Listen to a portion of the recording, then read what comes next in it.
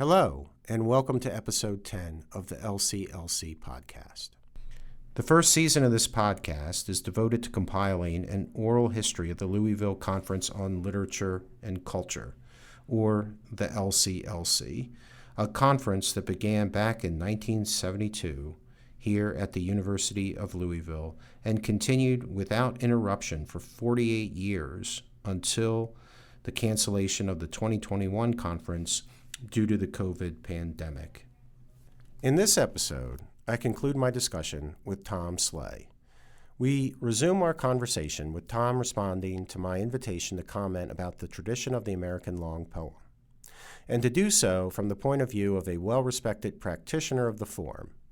And in particular, I asked Tom to provide a response that utilized two of his own long poems, ending from his long-awaited second collection, Waking, appearing as it did 7 years after his debut After One, and the more recent Homage to Basho from 2015's Station Z.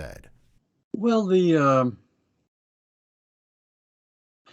ending is a sort of interesting anomaly for me. I think one of the reasons why there were so many years between books is because of what I mentioned before, having this illness. And, I was extremely sick and did not think I would make it. And then when I began to write ending, the thing that was curious about it was that here I was writing ending about someone with a potentially fatal blood disease. And as I wrote it, I worked on it doggedly day after day. But the experience of writing it was extremely inchoate, partly because, the ending literally was unknown. That is the guy going to die? And that was the question that was in the poem. And that was the question that was in my life, in my mind at the same time. But all of that aside, suddenly the poem began to come together after, draft after draft after draft of sections and pieces. And when I realized that the kind of prosodic principle of the whole poem was a quatrain that kept falling apart. And as soon as I realized that, then I found that there was an easier time writing that poem. And with, the other poem you mentioned, Homage to Basho, because, that Basho wrote that wonderful book, Narrow Road to the Far North, which is just basically a travelogue punctuated with haiku, which is, the traditional form is called the haibun. I remember reading that and I thought, this gives me a shape that I can use. I can go alternate back and forth between the travel part and then maybe some kind of poetic distillation. But even at maybe a more deeper level, it brought to mind something that Seamus Heaney had once said. And when Heaney left Northern Ireland to move to the South, and this was, of course, during the middle of the Troubles, that kind of sectarian violence that went on for something like 30 or 40 years, he was reviled by other Northern Irish poets. He was reviled by Northern Irish critics as a kind of sellout, a turncoat, a traitor, really. And his response to that was so interesting to me. He wrote that he did not want to take any particular side, but he wanted to be responsive to all sides at once. And when I began to think about that comment and think about Homage to Basho, I did not want to have some kind of ideological statement that was going to wrap everything up in a neat, bow about our involvement in Iraq. And so it suddenly dawned on me that if you want to be responsive to all sides at once, that if you have many different ways of coming at the subject, different parts to a sequence, that you can keep the perspective shifting. And I think that was in that sense, I guess that, it's a long poem. Maybe it's a collage, but what I'm hoping is that there's this kind of, uh, you know, gravitational pull at the center of it. Right. A pull that brings together a shifting of elements. Yeah. Mm-hmm. It reminds me of a comment of yours in a talk that you gave about Heaney that I was able to watch on YouTube and getting ready for this chat about Heaney's ability to write sonnets, and you chose a sonnet in a sequence. The sonnet is about folding laundry with his mother. Right. And after a really perceptive and brief analysis of that poem, you end by saying that one of Heaney's great gifts to you and the other poets coming after him is to have redefined what the sonnet is, and that the sonnet isn't about closure, it's about openness. Yeah. And I suppose I'm hearing a way in which your engagement with this tradition among American poets, going back to Leaves of Grass and The Bridge and The Wasteland, is to engage in that in a different spirit, a spirit that sees the long poem not about sort of closing off as much as you can in your grasp, but about opening that up. Yeah, absolutely. Yeah. Mm-hmm. Yeah, I mean, that was one of the things. I mean, there's so much air, and by air, I mean, there's so much energy that pours in between the parts of, say, Heaney's sequence about his mother's death. And, it's a little bit like what Borges said, that it would be much better, rather than to write long novels in which everything was filled in, that it would be a much better idea to write a summary of it and present that. Because the thing that's interesting to me is, particularly in a writer like Heaney, who is a real master of writing sequences, I mean, that is really one of his great gifts, because he's a brilliant short lyricist. Probably nobody better ever. But at the same time, he has this really complicated, vexed relationship, I think, to any kind of certainty. What Randall Jarrell called the monumental certainties that go perpetually by, perpetually on time. And I think Seamus has a deep sort of skeptical nature, or had a deep skeptical nature, at the same time as his Catholic, what he called my Catholic subconscious. That is his desire that the resurrection and that the resurrection be realized in secular psychological terms. Having brought up Heaney, I wanted to mention that I listened to a New Yorker podcast that you did with Paul Muldoon. Right. And you read one of Heaney's poems, and then you read your own, The Fox. And although I thought I knew quite a bit about you, I didn't know that you were and still are a committed surfer. And listening to you talk about that, I began to wonder if your experience surfing, and I've only surfed once, and that was at Huntington Beach. Oh.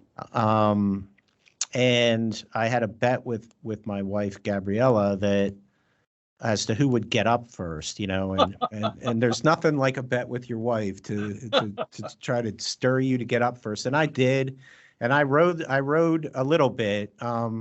Although at that point there's not really a wave, but it's still a kind of white foam forward motion. And I was able to do that, and I hope one day to do it again, but it's enough for me to ask the question that, is your sense of what lyrically constitutes a poem, sort of the musicality of it, the rhythm of it, and the sort of duration of it influenced or impacted by your love of surfing? God, what a great question. I hope so. I mean, there are a lot of interesting things. I mean,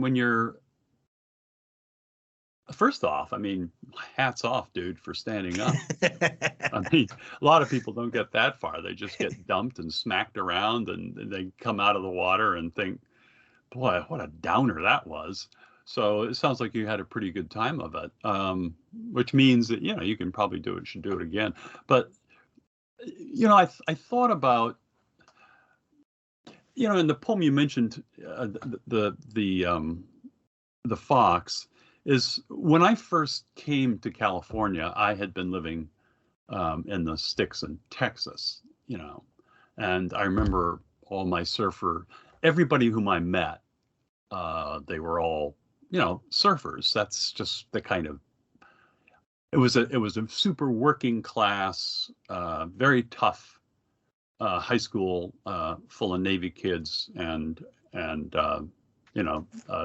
Chicanos, and very mixed high school, African Americans. And then there was a segment of course, those kids who were surfers. A lot of them were. And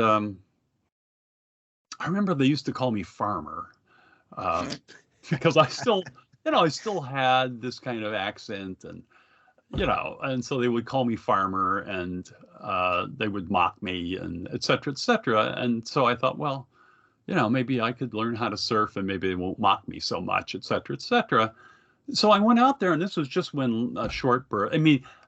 Forgive me, I'm going to start sounding like one of the things I love about our conversation before we began this was your whole gearhead, all of the gearhead stuff I love. I'm totally into anybody who has a certain kind of passion for a particular expertise. I love that. Always moves me because I love the particularity of people's understanding of something which they love and their ability to talk about it and communicate that, even though it may not be something that I ever do. I've never boxed, but I love AJ Liebling's book. I probably won't ride a motorcycle again, but it all becomes totally physically embodied when I read your prose. But in any case, I think what happens for me in terms of surfing is that it's all about timing. It's all about wave knowledge. It's all about knowing, is this wave going to be closed out, or is this wave actually going to break right or left? And that's something that I think that stuff kind of imprints on your mind, and it imprints on your muscles eventually. And so when I'm sitting down to write a poem, if I've written a lot in a rhyme and meter, I've written a lot of free verse, and it is a kind of physical sensation when I'm writing a sentence, and that becomes the real adventure.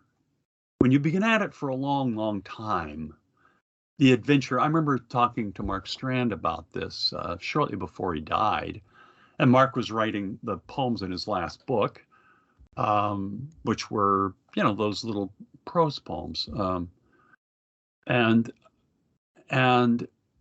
we were talking about, how you keep your work going. And he said, well, for me, it's all about learning how to write different kinds of sentences. And I thought that was such an interesting, smart comment, and articulated just precisely what I was up to at the same time. And the way in which surfing and muscle memory, it's also very much a part of writing poems. It's not like writing poem, everybody thinks it takes place in the head, and to a certain extent it does. But when you're following a voice, it's very similar to understanding the contour of a wave and not getting in your own way.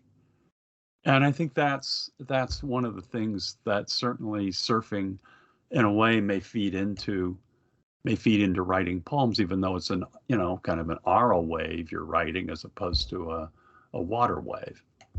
Mm-hmm. Can I get you to read the title poem? Oh, sure. This poem is about the speakers having an MRI. The King's Touch, after an MRI.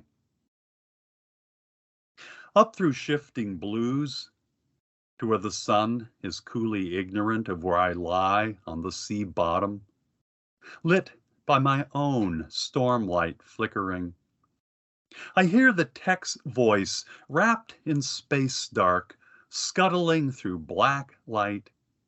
Please don't move, Mr. Sleigh. All around me, the room is stammering, iron smashing against iron. A robot drummer pounding out the earth's magnetic field, slicing my brain into a geode's crystalline amethyst. Lying in my underwear, t-shirt, and holy socks, my head wedged to keep it still, I feel coming closer the king's hand. Poor, squeamish king, cursed by the power to cure, having to touch all us sufferers with our ugly, swollen glands. But why shouldn't the king's touch cure me? Caught like an astronaut against the ocean's curve, lit by the sun rising, I can see the tech back on Earth reflected in the metal halo hovering above my skull, spinning crazily as dials on an old dynamo. My body's beyond control, outside of me, staring up at my own neuter attachments. In front of me, the whole earth shines in its neural blaze.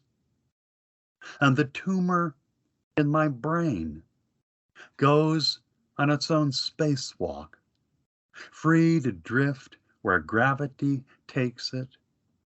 My tumor that, like a mother, talks to me in dreams, asking, Tom, do you have your suitcase? Did you remember your razor and your toothbrush? Have you packed your shoes? The question I have as a listener to the poem is that the ending is, when you have the benefit of reading it, in italics. When I read somebody like Bidart, Yeah. and I've had the privilege of listening to Bidart read a poem, or I've seen him read several times. Sure. Including at the LCLC when he read Music Like Dirt. Uh-huh. I believe for the first time, and then he published it through Saraband. And whenever I read a Bidart poem and I see his shifts in typeface, Yeah. I hear the voice change in my head in conjunction with those shifts, because I know what Bidart is signaling with them. Right. So for our listeners, the last lines are in italics. What are your own thoughts about how you make those decisions in your poetry? Well, one thing about Frank's work is that Frank is very, very deeply committed to the idea that what you're doing when you're putting a poem on the page is that and he refers to an essay by Robert Frost, which is a very, very wonderful essay. It's only a few pages long, and it seems like, one of these, throwaway things. And it's actually brilliant. It's actually probably one of the most important practical documents that was ever written about how to write poems. And it's just called Vocal Imagination, the Last Refinement of Subject Matter. And one thing that, Frank is very intent on doing is he thinks that what you're doing when you're putting a poem on the page, that you're scoring your voice for the reader on the page, and that it's not simply just scoring it like music. You're trying to embody your voice on the page. You're not gesturing at it.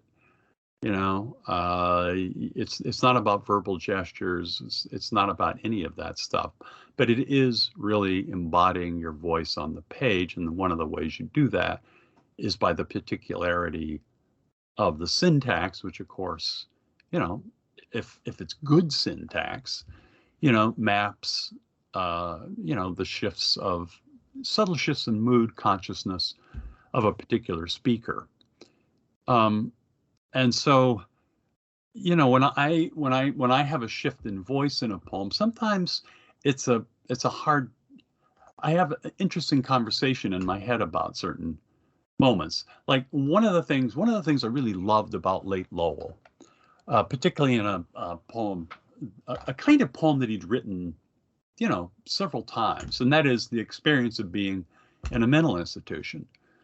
And in this particular poem, Home, which is a very late poem about being in a mental institution, if you look back at, Waking in the Blue, which is about being in McLean's, there's a speaker, and the speaker's, clearly in the grip of mania and kind of enjoying it, But the poem is absolute. He's an observer, so he's observing the various other thoroughbred mental cases around him.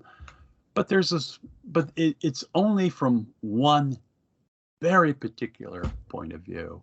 And then later on in that poem, it's suddenly Lowell opens up and he becomes incredibly hospitable. He becomes a theater, in fact, of many different voices. And that's when he starts to use, italics to signal that this isn't necessarily the speaker's voice. This is a different kind of voice that's been allowed into the poem, that there's a certain kind of hospitality now that the poems offer to readers, which the earlier poems, great as they are, just didn't offer. And that's one of the reasons why I think, Lowell's work is in a certain way, I think all of it's really marvelous, and I'm not going to choose one period over another, but the work toward the end of his life is more humane, at least in Day by Day. And so for me, what it is, it's trying to signal a kind of shift in consciousness and a shift in voice, and trying to, just clue the reader in that, you don't have to hear this poem, this particular section of the poem, as being in the rest of the lyric speaker's voice. It's in a different kind of voice. And, the obvious, consequence of that is that, it opens the poem up to many different forms of experience, which a lyric speaker is just not going to be able to, vouch for in any way that's real. I'd like to ask you to end our conversation by reading Clearance. Sure. If I got to assemble my selected Tom Sleigh, I might slip Clearance to the end of a section at least. I think it's a good mic drop poem. This poem came out of when my mother's 97 now, and when she was, I think she was 90. I think she just turned 90. And she called me up one day and said that for her 90th birthday, she wanted to go on a dog sled ride.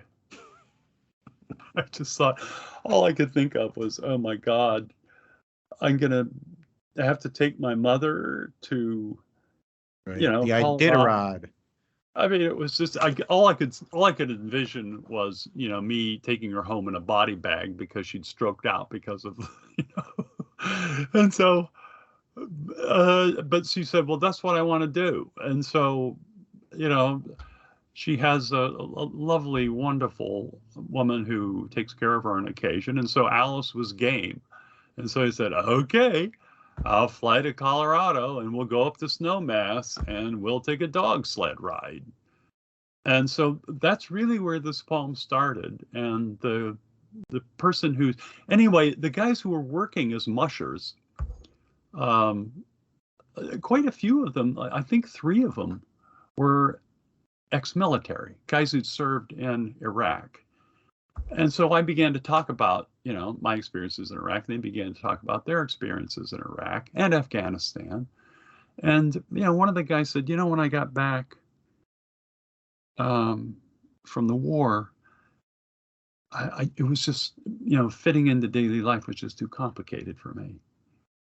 And you know, having been a sniper, you know, that was even more complicated. He said, so now when I'm up here, I'm with the dogs, and I feel very at home, you know, with the dogs. I think the way in which his experience in Afghanistan had changed him and made human beings, in a way, just too complicated to understand or to read, that in a way working with the dogs was a great comfort to him. Clearance. For sale. 2 tours of duty in Afghanistan of the sniper turned musher to mutts pulling a dog sled at Snowmass. The animal in him touched by the essence of animal, staining the snow yellow, his scopes hidden under his cot in the bunkhouse. For sale. Continent under continent, the ocean shelving down, the blood of a whale pouring out of the gate of a flatbed truck, and pattering like soft rain on the tarmac. A chainsaw hacks through blubber, but stops short of the vertebrae set end to end like whiskey kegs. For sale. Ghosts lining up like girders made of core 10 steel, the air ionized by their ectoplasmic flesh, so that the hair inside your nostrils turns electric when they pass. Scraps of voices, clanging resurrections, rusted hymns sung by deactivated RPGs, creaking hosannas of army surplus warehouses, bargain basement prices for the military slang of the 2nd Ass Crack Regiment, putting in for leave time at Fort Fumble. For sale. The otherworldly sergeant lifting weights like an old-time strongman, a thick leather belt cinching his waist, as if his strength or weakness could hardly be contained. For sale. Yourself inside the blast wave, shattering the show window, its vacuum sucking all the suits into the street. Scorched linen sleeve of a 44 long, ready to wear for weddings, funerals, christenings. For sale. All voids, all empty spaces, all time torn off unused, between what people say are life's greatest events and the unnoticed quiet of water polishing stone, wearing ever smoother, each atom always moving. Thanks, Matt. Thank you, Tom. I hope you've enjoyed my discussion with Tom Sleigh. If you did, please take a moment to subscribe to the podcast and hit like. And as always, I would ask you to consider joining us for an upcoming LCLC conference. Consult the LouisvilleConference.com for details. And thanks again for listening.